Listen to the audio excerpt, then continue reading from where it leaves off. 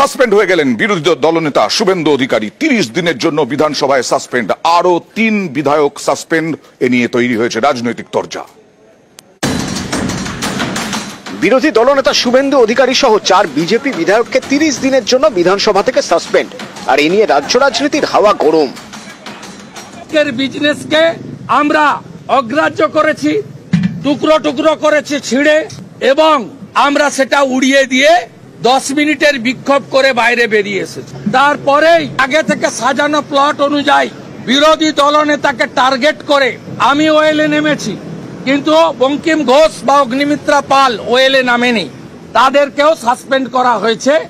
আমাদের সরকারি কাগজগুলো যেগুলো আমাদের সরবরাহ করা হয়েছিল সেগুলো ছিঁড়ে আমার চেয়ারের দিকে ছুঁড়ে ছুঁড়ে মেরেছেন। আচরণটা সত্যি অত্যন্ত নিন্দনীয়।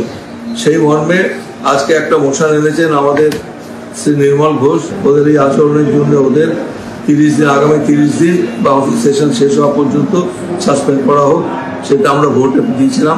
এটা ক্যারেট হলো এবং accordingly they are suspended for 30 days. রাজ্যে সরস্বতী পুজোয় বাধা দেওয়া হয়েছে, এই অভিযোগে সোমবার বিধানসভায় মুলতবি প্রস্তাব আনেন বিজেপির মহিলা বিধায়করা। এই প্রস্তাব পাঠ করেন বিজেপি বিধায়ক অগ্নিমিত্রা পাল। প্রস্তাব পাঠ করতে দিলেও এ নিয়ে আলোচনার অনুমতি দেননি স্পিকার। প্রতিবাদে বিজেপি বিধায়করা বিক্ষোভ শুরু করেন। ওয়েলে নেমে কাগজ ছিঁড়ে বিক্ষোভ দেখান শুভেন্দু অধিকারী। অভিযোগ, স্পিকারের চেয়ারের দিকে কাগজ ছোড়া হয়। এ নিয়ে ব্যবস্থা নেওয়ার হুঁশিয়ারি দেন স্পিকার। তখন ওয়াকআউট করেন বিজেপি বিধায়করা। এরপরেই বিরোধী দলনেতা সহ বেশ কয়েকজন বিজেপি বিধায়ককে সাসপেন্ড করার প্রস্তাব পেশ করেন তৃণমূলের নির্মল ঘোষ। তাতে বলা হয়, এ ধরনের আচরণ বিধানসভার রীতি বিরোধী। অধ্যক্ষের সঙ্গে এমন আচরণ করা যায় না। এই প্রস্তাবের ভিত্তিতে 30 দিনের জন্য বিধানসভা থেকে সাসপেন্ড করা হয় বিরোধী দলনেতা সহ 4 বিজেপি বিধায়ককে। শুভেন্দু অধিকারী ছাড়াও 30 দিনের জন্য সাসপেন্ড করা হয়েছে 3 বিজেপি বিধায়ককে। আসানসোল দক্ষিণের অগ্নিমিত্রা পল, চাকদার বঙ্কিম ঘোষ এবং গোঘাটের বিশ্বনাথ কারক।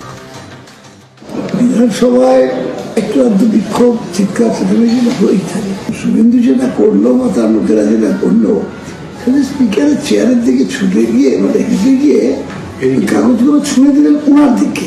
আজকে যে আচরণটা করলেন সে আচরণটা নিঃসন্দেহে খুবই অন্যায় কাজ বলে আমি মনে করি। সমস্ত মহিলা বিধায়করা আমরা একটি অ্যাডজর্নমেন্ট মোশন এনেছিলাম যে আজকে সারা পশ্চিমবঙ্গে আমরা দেখতে পাচ্ছি সরস্বতী পূজা করতে দেওয়া হচ্ছে না।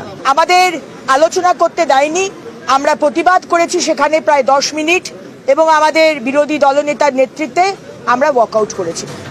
মঙ্গলবার বিধানসভায় ভাষণ দেওয়ার কথা মুখ্যমন্ত্রীর। সাসপেন্ড হওয়ায় তখন কক্ষে থাকতে পারবেন না বিরোধী দলনেতা। নিউজ 18 বাংলা।